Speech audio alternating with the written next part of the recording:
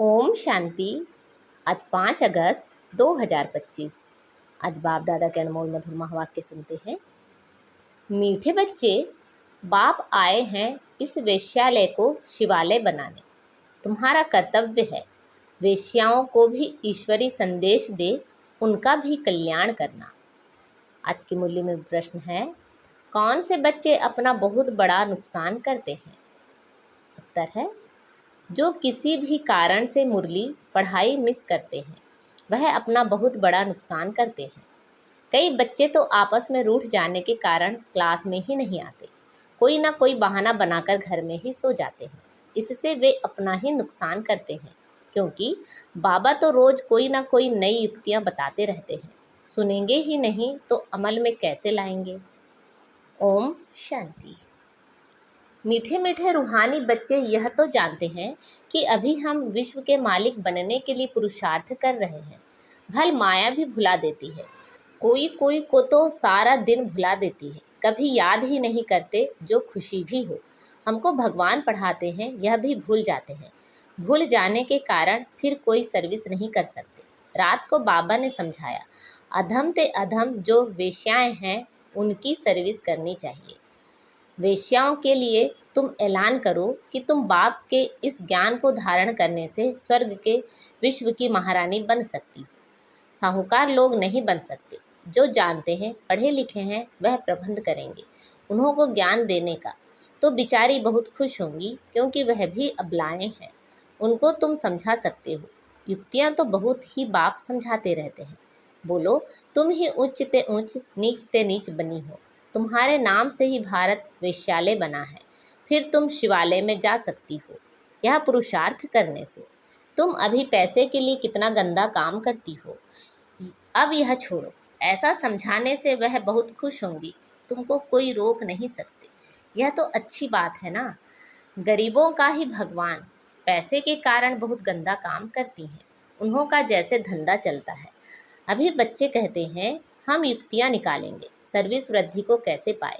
कोई बच्चे कोई ना कोई बात में रूठ भी पड़ते हैं, पढ़ाई भी छोड़ देते हैं। यह नहीं समझते कि हम नहीं पढ़ेंगे तो अपना ही नुकसान करेंगे। रूठ कर बैठ जाते हैं, फलानी ने यह कहा, ऐसे कहा, इसलिए आते नहीं। हफ्ते में एक बार मुश्किल आते हैं। बाबा तो मुरलियों में कभी क्या राय देते रहते हैं। मुरली सुनना तो चाहिए ना। क्लास में जब आएंगे तो सुनेंगे। ऐसे बहुत हैं, कारण अकारणे बहाना बनाए सो जाएंगे। अच्छा, आज नहीं जाते हैं। अरे, बाबा ऐसी अच्छी अच्छी पॉइंट्स सुनाते हैं। सर्विस करेंगे तो उच्च पद पाएंगे। यह तो है पढ़ाई। बनारस हिंदू यूनिवर्सिटी आदि में शास्त्र बहुत पढ़ते हैं। दूसरा कोई धंधा नहीं होगा तो बस शास्त्र कंठ कर सत्संग शुरू कर देते हैं। उनमें उद्देश्य आदि तो कुछ है नहीं।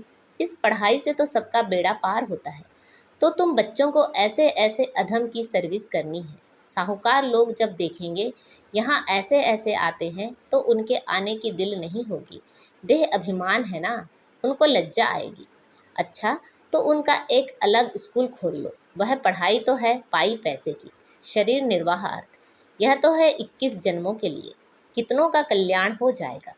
अक्सर करके माताएं भी पूछती हैं कि बाबा घर में गीता पाठशाला खोलें। उन्हों को ईश्वरी सेवा का शौक रहता है।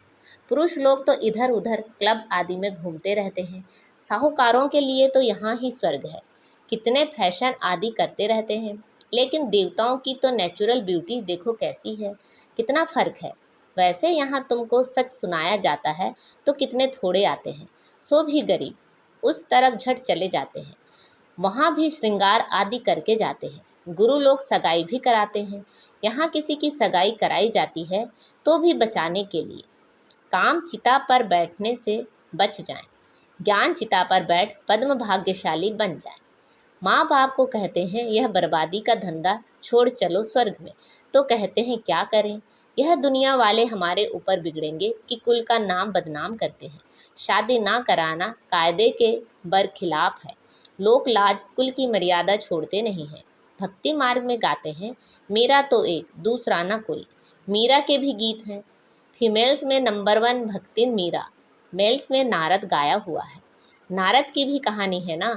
तुमको कोई नया आदमी कहे मैं लक्ष्मी को वर सकता हूँ, तो बोलो, अपने को देखो लायक हो, पवित्र सर्वगुण संपन्न हो। यह तो विकारी पतित दुनिया है। बाप आए हैं उनसे निकाल पावन बनाने। पावन बनो तब तो लक्ष्मी को वरने के लायक बन सकेंगे। यहाँ बाबा के पास आते हैं, प्रतिज्ञा करते हैं, फिर घर में जाकर विकार में गिरते हैं। ऐसे ऐसे समाचार आते हैं। बाबा कहते हैं ऐसे ऐसे को जो ब्राह्मणी ले आती है उनके ऊपर भी असर पड़ जाता है। इंद्र सभा की कहानी भी है ना, तो ले आने वाले पर भी दंड पड़ जाता है। बाबा ब्राह्मणियों को हमेशा कहते हैं कच्चे कच्चे को मत ले आओ, तुम्हारी अवस्था भी गिर पड़ेगी, क्योंकि बेकायदे ले आए। वास्तव में ब्राह्मणी बनना है बहुत सहज, 10-15 दिन में बन सकती है।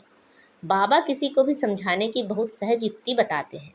तुम भारतवासी आदि सनातन देवी देवता धर्म के थे, स्वर्गवासी थे, अब नरकवासी हो, फिर स्वर्गवासी बनना है तो यह विकार छोड़ो। सिर्फ बाप को याद करो तो विकर्म विनाश हो जाए। कितना सहज है, परंतु कोई बिल्कुल समझते नहीं है। खुद ही नहीं समझते तो औरों को क्या समझाएंगे। वानप्रस्थ अवस्था में भी मोह की रग जाती रहती है। आजकल वानप्रस्थ अवस्था में इतने नहीं जाते हैं, तमो प्रधान है ना, यहाँ ही फंसे रहते हैं। आगे वानप्रस्थियों के बड़े बड़े आश्रम थे, आजकल इतने नहीं हैं। 80-90 वर्ष के हो जाते तो भी घर को नहीं छोड़ते, समझते ही नहीं कि वाणी से परे जाना है। अब ईश्वर को याद करना है। भगवान कौन है यह सब नहीं जानते। सर्वव्यापी कह देते तो याद किसको करें, यह भी नहीं समझते कि हम पुजारी हैं। बाप तो तुमको पुजारी से पूज्य बनाते हैं, सो भी 21 जन्मों के लिए। इसके लिए पुरुषार्थ तो करना पड़ेगा। बाबा ने समझाया है यह पुरानी दुनिया तो खत्म होनी है, अभी हमको जाना है घर, बस यही तात रहे। वहाँ क्रिमिनल बात होती ही नहीं। बाप आकर उस पवित्र दुनिया के लिए तैयारी कराते हैं। सर्विसेबल लाडले बच्चों को तो नैनों पर बिठाकर ले जाते हैं। तो अधमों का उद्धार करने के लिए बहादुरी चाहिए।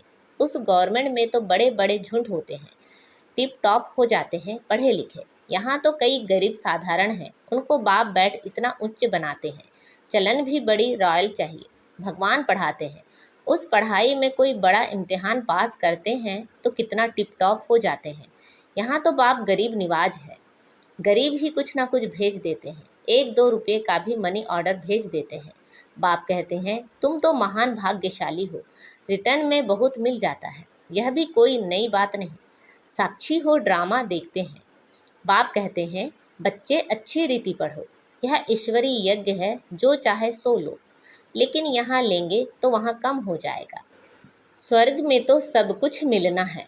बाबा को तो सर्विस में बड़े फुर्त बच्चे चाहिए, सुदेश जैसी, मोहिनी जैसी, जिनको सर्विस का उमंग हो। तुम्हारा नाम बहुत बाला हो जाएगा, फिर तुमको बहुत मान देंगे।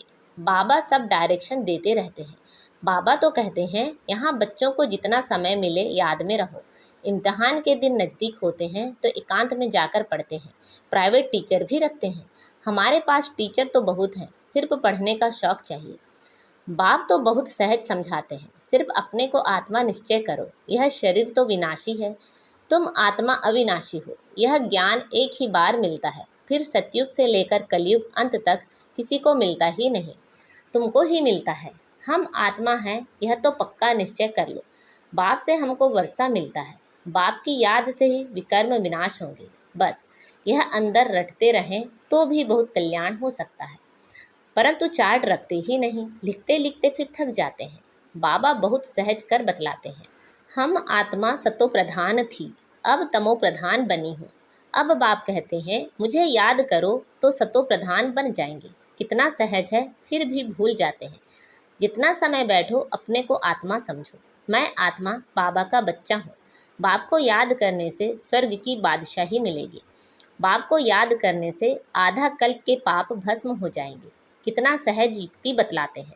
सब बच्चे सुन रहे हैं। यह बाबा खुद भी प्रैक्टिस करते हैं, तब तो सिखाते हैं ना। मैं बाबा का रथ हूँ, बाबा मुझे खिलाते हैं। तुम बच्चे भी ऐसे समझो। शिव बाबा को याद करते रहो तो कितना फ़ायदा हो जाए, परंतु भूल जाते हैं। बहुत सहज है। धंधे में कोई ग्राहक नहीं है तो याद में बैठ जाओ, मैं आत्मा हूँ, बाबा को याद करना है।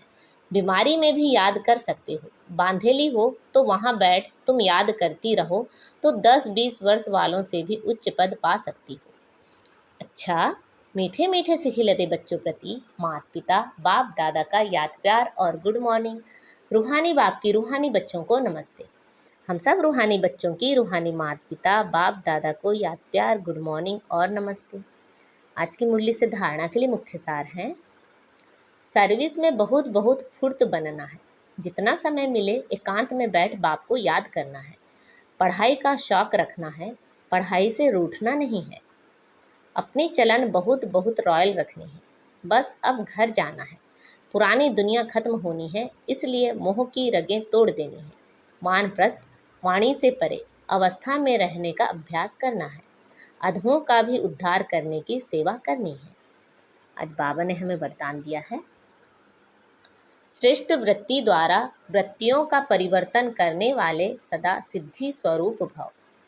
सिद्धि स्वरूप बनने के लिए वृत्ति द्वारा वृत्तियों को, संकल्प द्वारा संकल्पों को परिवर्तन करने का कार्य करो, इसकी रिसर्च करो।